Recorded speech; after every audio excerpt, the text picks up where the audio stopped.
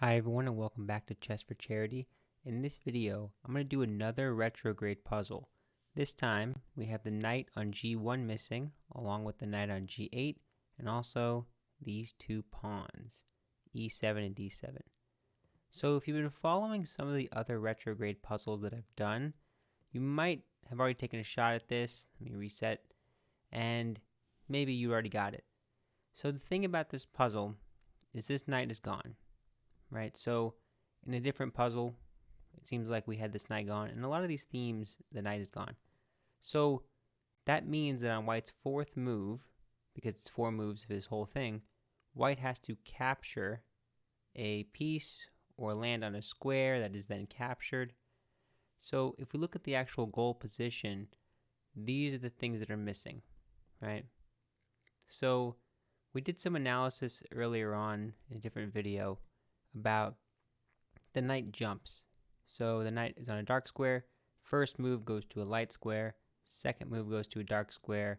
Third move to a light square. And it keeps cycling like that, right? So an even number of moves, it's on a dark square. An odd number of moves, it's on a light square, right? And of course, 0 is even.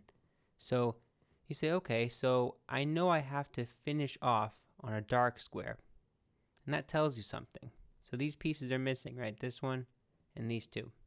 So you say, okay, that means I have to either land on one of these squares and be captured, or I have to land somewhere else and get captured because these pieces are gone. And you'll notice, if you've done some of the other retrograde puzzles, is that it's exactly 4 moves to get this knight to this position, right? Not that way. 1, 2, 3, 4.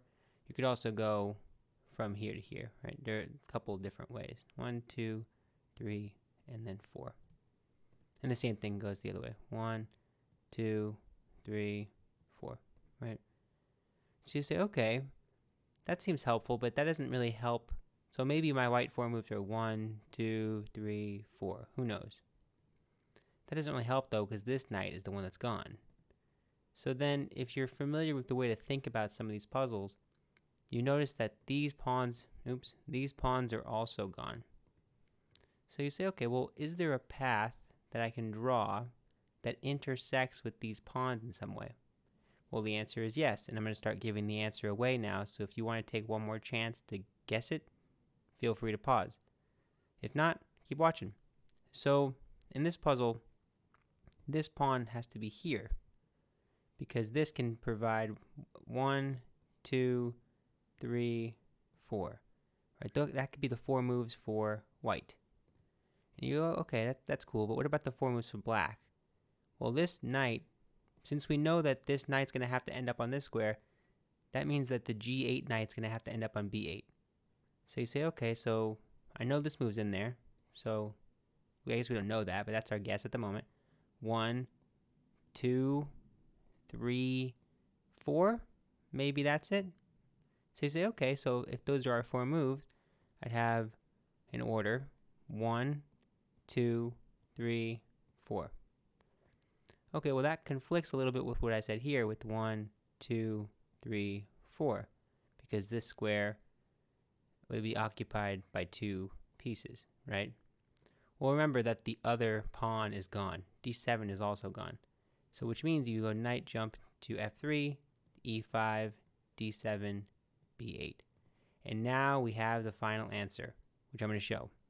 So, first move is knight f3. First move for black, e5. Knight takes. Knight jumps out. Now the knight takes here, and this knight on e7 cycles in to c6 to be just in time to capture back the black piece. And that's it. So just see it one more time in real time. 1, 1, 2, 2, 3, 3, 4, and 4. Amazing. So that's the retrograde puzzle. I love them. They're really fun. If you enjoy them, just be sure to like on YouTube and consider watching. Consider subscribing. Continue watching if you can. And that's it for this video. Thanks so much. Bye.